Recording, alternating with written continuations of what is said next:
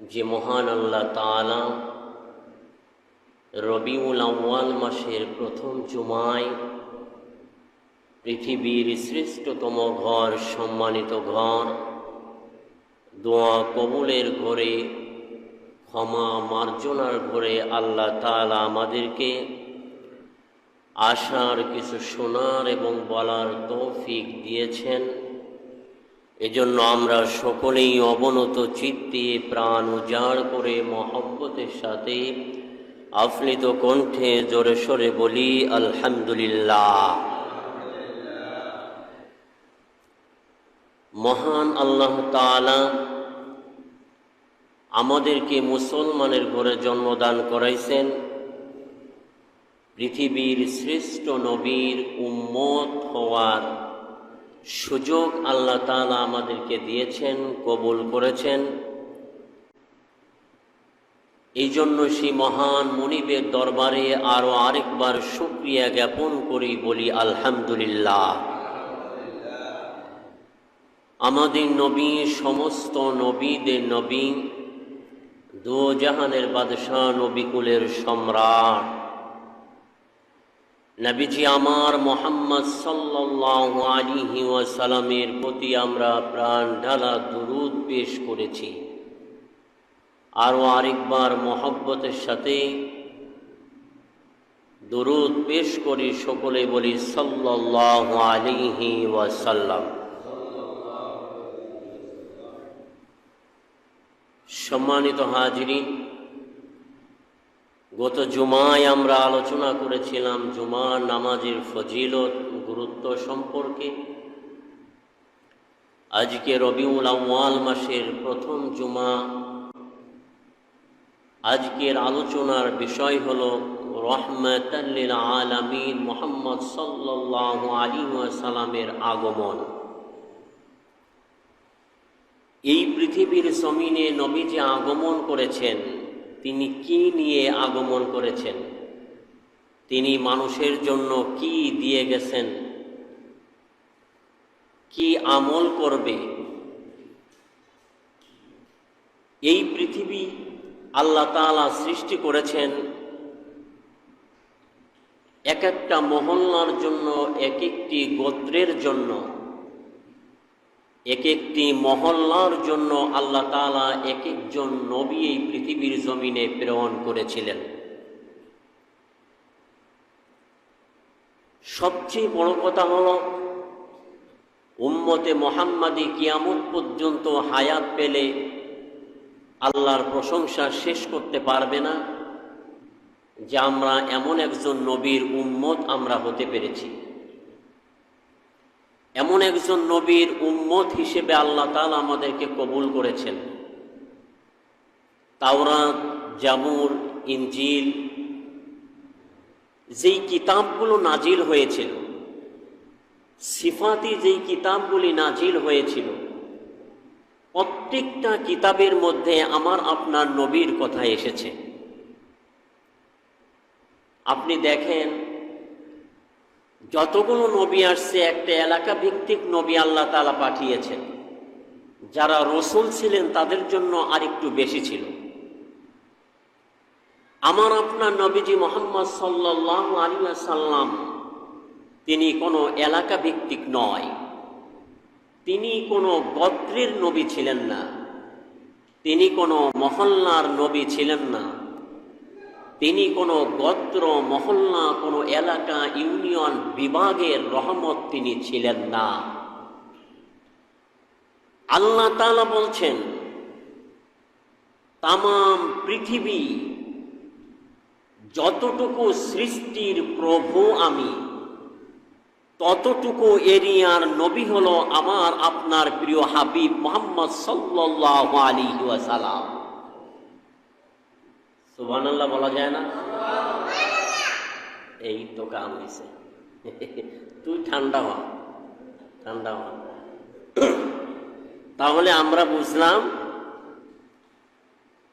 এই পৃথিবী যতটুকু এরিয়ার প্রভু আমার আল্লাহ, ততটুকু এরিয়ার নবী রহমত হিসেবে প্রেরণ করেছেন আমার আপনার নবী রহমাতাল লিল আলামিন, বলেন সুবহানাল্লাহ।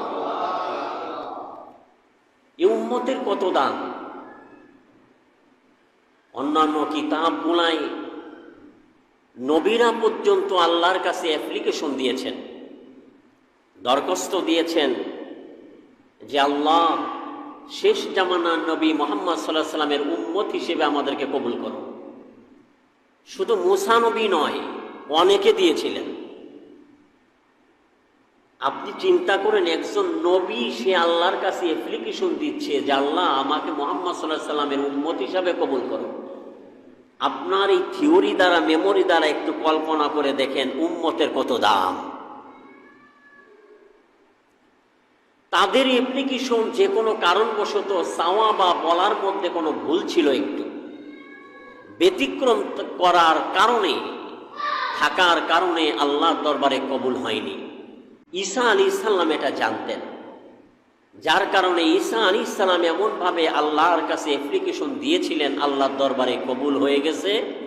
ঈসা আলাইহিস সালাম যে চতুর্থ আসমানে আল্লাহ তাআলা উঠাইয়া নিয়েছেন, পরবর্তীতে উম্মতের উপকারে সাহায্যে ইসলাম বিজয়ের জন্য কিয়ামতের আগে ঈসা আলাইহিস সালাম যে দামেস্কের জামে মসজিদের ছাদে শুক্রবারের আসরের নামাজের জামাতের পূর্বে প্রেরণ করবেন, নবী হিসেবে নয় বরং রাসূল সাল্লাল্লাহু আলাইহি সাল্লামের উম্মত হয়ে।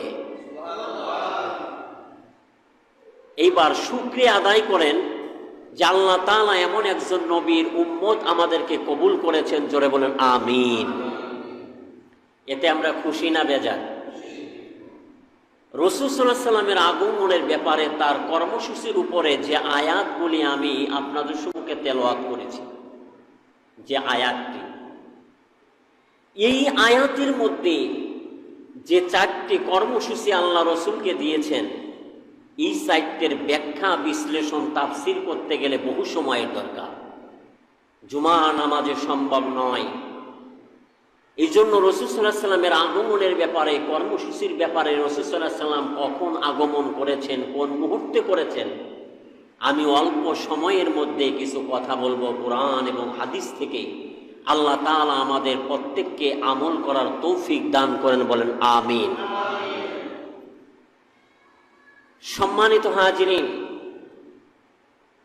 ঈসা আলাইহিস সালামকে যখন আল্লাহ তাআলা এই জমিন থেকে উঠিয়ে নিয়ে গেলেন,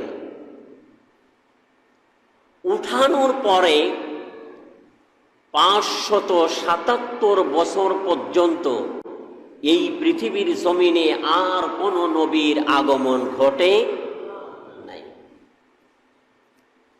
ঈসা আলাইহিস সালামকে আসমানে উঠাই নেওয়ার পরে 577 বছর পর্যন্ত যদি কোনো নবী আল্লাহর পক্ষ থেকে বাণী নিয়ে না আসে, কালেমার দাওয়াত নিয়ে না আসে, ইসলাম প্রচারের কাজ না করে, আপনি একটু বিবেচনা করে দেখেন সেই সময়টা কত একটা জাহিলিয়াত যুগে পরিণত হয়ে গিয়েছিল। আপনি এখান থেকে কল্পনা করেন। আমি এই কথাটাকে বোঝানোর জন্য আমি ছোট্ট আরেকটি মেসাল দিচ্ছি। 577 বছর পর্যন্ত যদি কোনো নবী এই দুনিয়ার জমিনে না আসে, কেমন হয়েছিল সেই সময়টা, সেই যুগটা, এইটা বোঝানোর জন্য ছোট্ট একটা মেসাল। আল্লাহ তাআলা এই পৃথিবীর জমিনে মূসা আলাইহিস সালামকে নবী হিসেবে প্রেরণ করেন। আল্লাহ তাআলা মূসা আলাইহিস সালামকে বললেন, মূসা তুর পাহাড়ে আসো, সেখানে তোমাকে 30 দিন থাকতে হবে, আমি তাওরাত কিতাব তোমার উপরে নাজিল করব। মূসা আলাইহিস সালাম 30 দিনের জন্য তুর পাহাড়ে যাওয়ার জন্য তার দায়িত্বটা তার ভাই, বড় ভাই হযরত হারুন আলাইহিস সালামের উপরে দিয়ে গেলেন যে আমার এই উম্মতগুলাকে তুমি দেখাশোনা করবে, আমার দায়িত্বটা তোমার উপরে দিয়ে গেলাম 30 দিনের জন্য, তুমি দেখো। মূসা আলাইহিস সালামের বড় ভাই হারুন আলাইহিস সালাম যদিও তিনি বয়সের দিক দিয়ে বড় ছিলেন, কিন্তু নবীর দিক দিয়ে বড় ছিল মূসা আলাইহিস সালাম। কারণ মূসা আলাইহিস সালাম ছিলেন রসুল, মুসা আলাইহিস সালাম এসে দেখে যে আমার সকল উম্মত গুলা এই গরুর বাছুরটাকে তারা সেজদা করতেছে। মুসা আলাইহিস সালাম দেখে তার মাথা টন টন করে রেগে একেবারে অস্থির। মুসা আলাইহিস সালাম তার কিতাবটা দূরে ছুঁড়ে ফেলে দিয়ে একটা ধমক দিয়ে বলল, এরে আমার উম্মত, আমি শিরক বেদআত থেকে পরিত্রাণ পাওয়ার জন্য, তোমাদেরকে মুক্ত করার জন্য, আল্লাহর জান্নাত পাওয়ার জন্য আমি তুর পাহাড়ে 40 দিন যাবৎ উপস্থিত হয়ে আল্লাহর পক্ষ থেকে তাওরাত কিতাব এনেছি তোমাদের হেদায়েতের জন্য। আর তোমরা আজকে হেদায়েতের পথ থেকে সরে গিয়ে ইবলিসকে সামেরীকে অনুসরণ করে তোমরা জাহান্নামের রাস্তায় চলে গেছো। এত বড় সাহস কে তোমাদেরকে দিয়েছে? খুব একটা দখল। হারুনকে খোঁজে, হারুন পাশে কোথাও আছে কিনা দেখে দূরে দাঁড়ায় আছে। বড় ভাই হারুনের দাড়িটা এক হাতে ধরছে, চুলটা এক হাতে ধরে একেবারে জমিনে ফেলে দিয়েছে। মুসা আলাইহিস সালাম ছিল অত্যাধিক রাগী একজন নবী।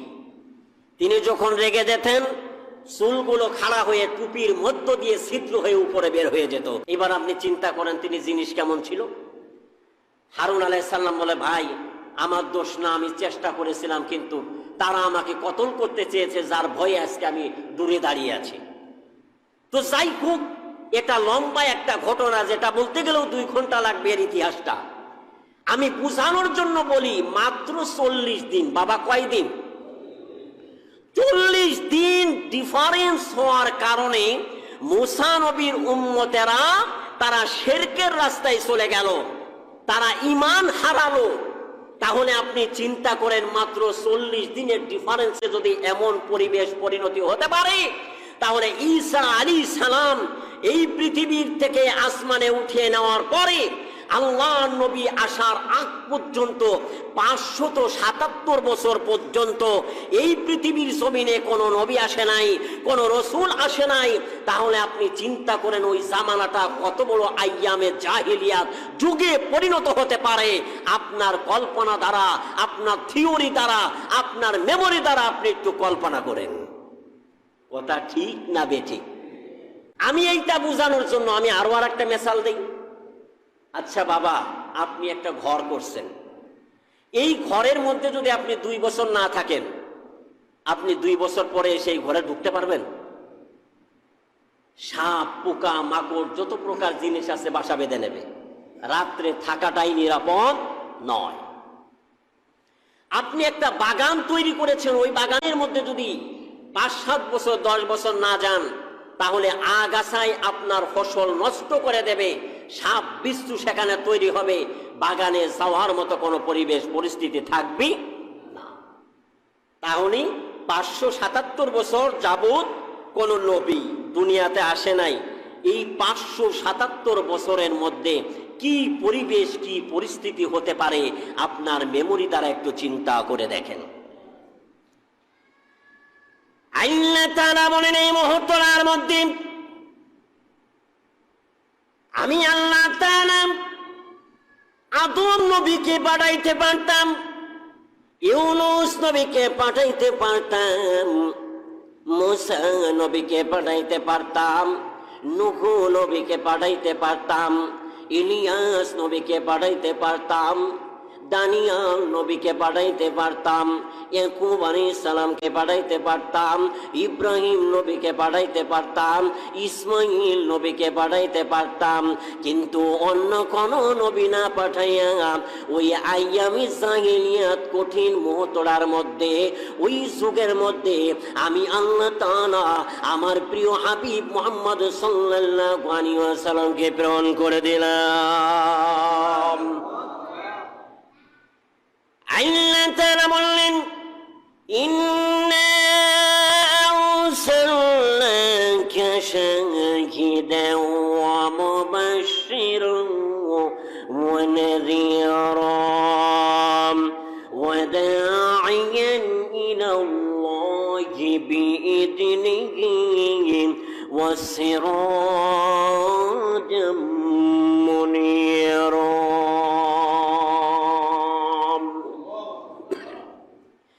আল্লাহ তাআলা বললেন, আমি আল্লাহ রাব্বুল আমিন এমন একজন নবীকে এই পৃথিবীর জমিনে প্রেরণ করে দিলাম, আলোকবর্তিকা রূপে, ভীতি প্রদর্শক, হেদায়েতের রাস্তায় মানুষগুলোকে আহ্বান করার জন্য, দ্বীনের রাস্তায় আহ্বান করার জন্য আমি আল্লাহ তাআলা রহমত দিয়া, আলোকবর্তিকা দিয়া, আলোকবর্তিকা রূপে আমি আমার বন্ধু মুহাম্মদ সাল্লাল্লাহু আলাইহি ওয়াসাল্লামকে প্রেরণ করলাম। চিন্তা করেছেন? যাতে করে সেই অন্ধকার যুগটা দূর হয়ে যেতে পারে, আলোয় পরিণত হয়ে যেতে পারে। এখন সেই অন্ধকার যুগটা কেমন ছিল, আমি সেই ব্যাখ্যাটা দেওয়ার জন্য আরেকটু মেসাল দেই। আমাদের জানতে হবে না সেই যুগটা কেমন ছিল? সেই যুগটা ছিল এরকম। প্রিয় হাবিব মুহাম্মদ সাল্লাল্লাহু আলাইহি ওয়াসাল্লাম বললেন, আইয়ামে যুগটা এমন যুগ ছিল, ওই যুগের মানুষগুলা এত নিষ্ঠুর পাপাচার ছিল,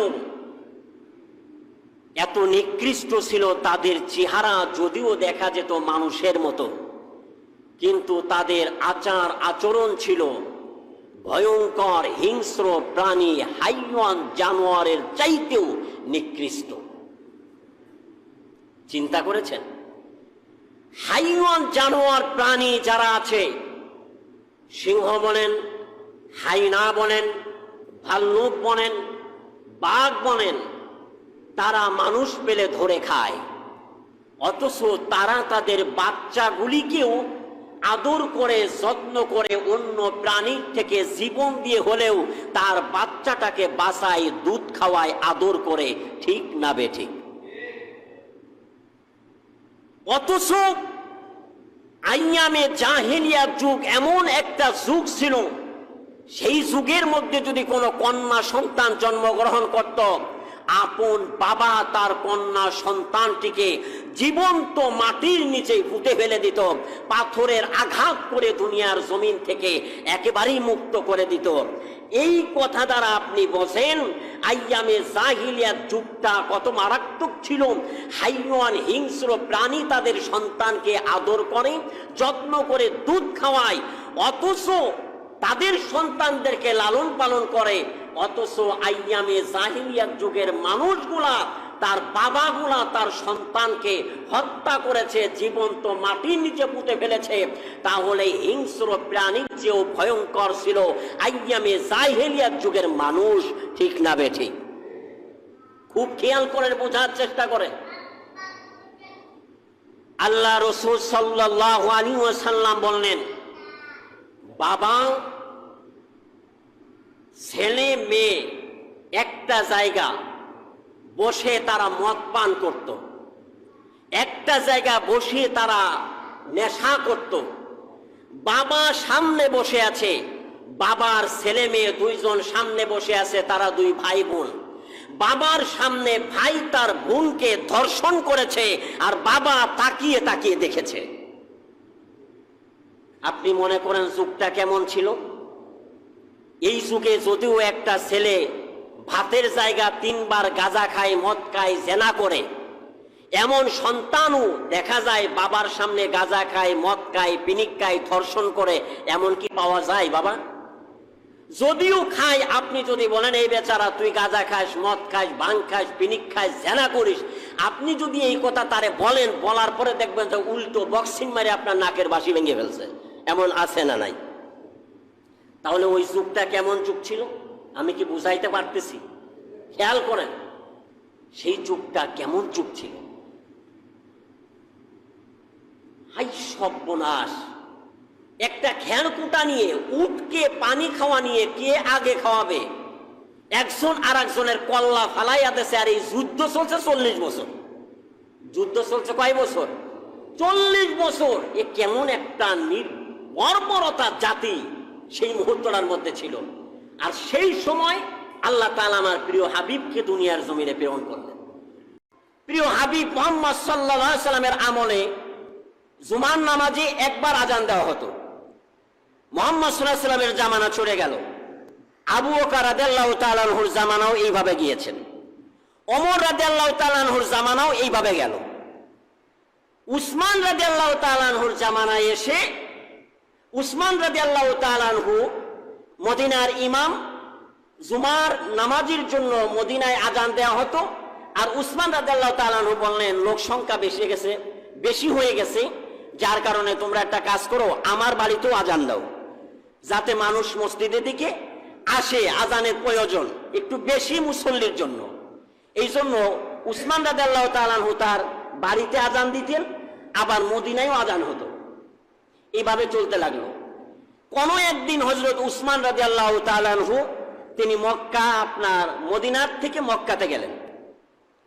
খুব সম্ভবত মক্কার থেকে 16 কিলোমিটার দূরে মাররুত জাহারাইন একটা জায়গা হবে। ওই জায়গাতে তিনি যখন গেলেন, সেদিন ছিল জুমার দিন। সাহাবায়ে কেরাম উসমান রাদিয়াল্লাহু তাআলা আনহুকে পেয়ে বললেন, হে আল্লাহর নবী সাহাবী, আমরা জুমার দিনে আজান যখন দেওয়া হয়, আজান দেওয়ার পরে আমরা মসজিদে এসে অনেক সময় খুতবা পাই না। খুতবা একটি গুরুত্বপূর্ণ, আমরা খুতবা শুনতে পাই না। আজানের পরপরই খুতবা হয়ে যেত তখন, যার কারণে আমরা খুতবা পাই না, মুসল্লির সংখ্যা বেড়ে গেছে।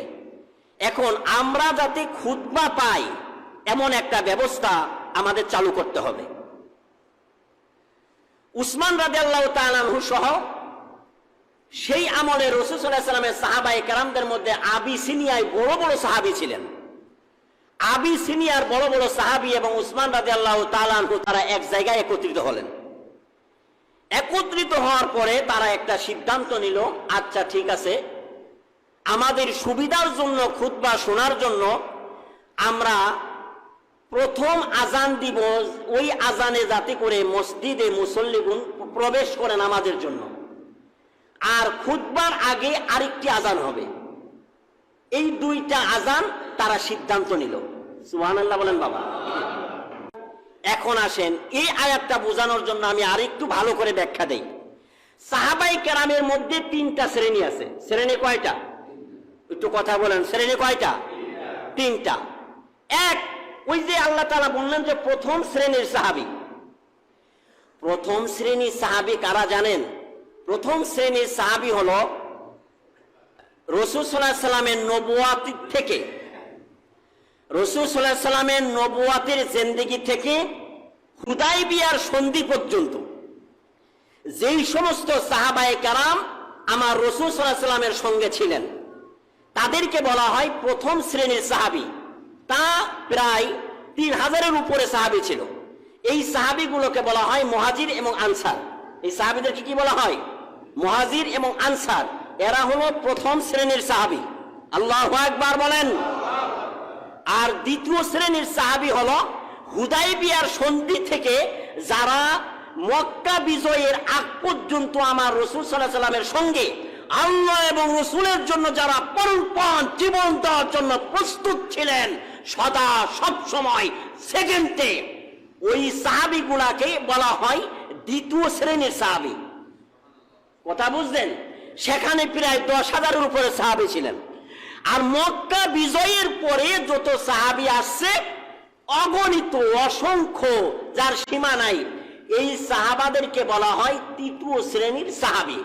এবার বলেন, সাহাবায়ে কেরামের মধ্যেও শ্রেণী আছে না নাই? গত জুমার আগের জুমার তার আগের জুমায় আমি আলোচনা করেছিলাম রিসালাত এবং নবুয়াত সম্পর্কে। সেখানে আমি বলেছিলাম আম্বিয়ে কেরামেরও শ্রেণী বিন্যাস আছে না নাই? আরো জোরে বলেন, আছে না নাই? তাহলে নবীদের ভিতরেও শ্রেণী আছে, সাহাবায়ে কেরামের মধ্যেও শ্রেণী আছে। সাহাবায়ে কেরাম সিদ্ধান্ত নিয়ে নিলাম শুক্রবারের দিন প্রথম আজান হবে। যেই আজান শোনার পরে মানুষ মসজিদে প্রবেশ করবে নামাজের জন্য, আর ইমাম সাহেব যখন খুতবা দিবে ওই খুতবার আগে আরেকবার আজান হবে। এই যে দুইটা আজান চালু হয়ে গেল, তার মানে হলো খুতবা দেওয়ার আগে যে আজান, এই আজান চালু ছিল আমার মুহাম্মদ রাসূলুল্লাহ সাল্লাল্লাহু আলাইহি ওয়াসাল্লামের আযান, মুহাম্মদ সাল্লাল্লাহু আলাইহি ওয়াসাল্লামের অনুমতি। আর এই যে আমরা মুসল্লি মসজিদে আসার আগে আমরা যে আজানটা দেই আর এই বয়ানটা শুরু করি, এই আজানটা ছিল হলো সাহাবায়ে কেরামের আজান। খুতবার আগের আজান ছিল আমার নবীজির চালুর আজান, আর আমরা যে আজানটা দেই বয়ানের আগে, এই আজানটা হলো সাহাবায়ে কেরামের আজান। সুবহানাল্লাহ বলেন। যখন কোনো একটা বিষয়ে সাহাবায়ে কেরাম একমত হয়ে যাবে, ঐক্যমত পোষণ করবে একটা বিষয়ের উপরে, তখন ওটাকে ইজমা বলা হয়। কি বলা হয়? ইজমা বলা হয়। আর যখন আমার উম্মতরা কোনো একটা বিষয়ের উপরে ইজমা হয়ে যায়, একমত হয়ে যায়, খারাপ কোনো বিষয়ের জন্য নয়, বরং ভালো একটা বিষয়ের জন্য, সৎ কাজের জন্য, এই জন্য এটা 100% জায়েজ। আর শুধু জায়েজ নয়, এটা বড় বড় সাহাবায়ে কেরামের ঐক্যমত এক পোষণ করার কারণে এটা ইজমা হয়ে গেছে। আরো বলবেন সুবহানাল্লাহ।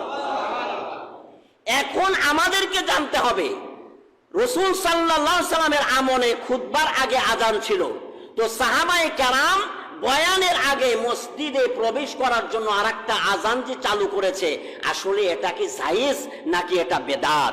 এটা কি আসলেই ফতোয়া, এটা কি হালাল নাকি এটা বেদাতে চলে গেল? এটা জানা দরকার। তো এক নম্বর আমরা জানলাম যে সাহাবায়ে কেরাম একমত যদি পোষণ করে, ওটাকে কি বলা হয়? ইজমা।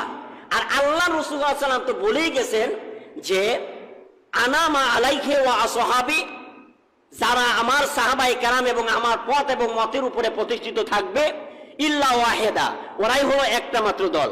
তাহলে আল্লাহ এবং রসুলকে অনুকরণ করতে হবে। এটা এই দলিল দ্বারা এটা 100% জায়েজ। কথা বলেন, জায়েজ কিনা? তো এই বিষয়ে আমি গত জুমায় আলোচনা করেছিলাম। এইবার আসেন আমরা সরাসরি কোরআন থেকেই জেনে নেই, বড় বড় সাহাবায়ে কেরাম এই সিদ্ধান্তটা নিয়েছেন, এটা কি আসলে জায়েজ হয়েছে নাকি এটা বেদাতে পরিণত হয়ে গেছে? একটু দূরত পড়েন সাল্লাল্লাহু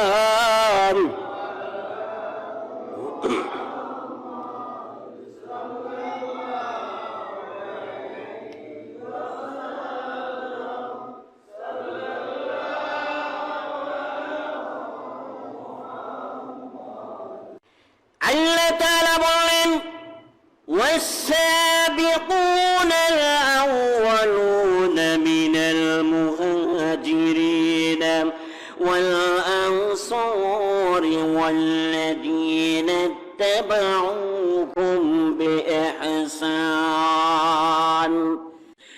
আল্লাহ তাআলা বলেন মুহাজির এবং আনসারদের মাঝে যারা প্রথম সারির সাহাবী ছিলেন, তাদের সাথে যারা ঐক্যমত পোষণ করবে, তাদের সিদ্ধান্তের উপরে যারা থাকবে, তারা যা সিদ্ধান্ত নেবে তাদের উপরে যারা অটল থাকবে, অনুকরণ করবে, অনুসরণ করবে, তারা আমি আল্লাহ এবং রসুলকে পেয়ে যাবে।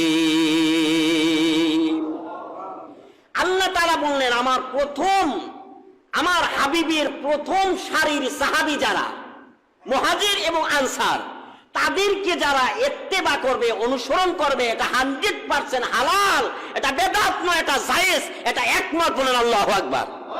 সাহাবায়ে কেরামের মধ্যে যেই শ্রেণীগুলা আমি নবীজি চলে যাওয়ার পরে যেই সিদ্ধান্ত, যেই ডিসিশন গুলো তারা নিয়েছে, আর আমার ওই সাহাবী কেরাম মুহাজির এবং আনসারদের সাথে যারা আমার উম্মতেরাও একমত পোষণ করেছে, আমার সাহাবায়ে কেরাম যে সিদ্ধান্ত নিয়েছিল ওই সিদ্ধান্তের উপরে যারা অটল ছিল, তারাই ইল্লা ওয়াহিদা সঠিক রাস্তায় সঠিক পথে থাকার কারণে আল্লাহর জান্নাতে যাবে। আসতে বলেন সুবহানাল্লাহ। এ ভাই, এই আয়াত দ্বারা, এই ব্যাখ্যা দ্বারা আমি আরো আরেকটি দলিল পেয়ে গেলাম। সেটা কি জানেন?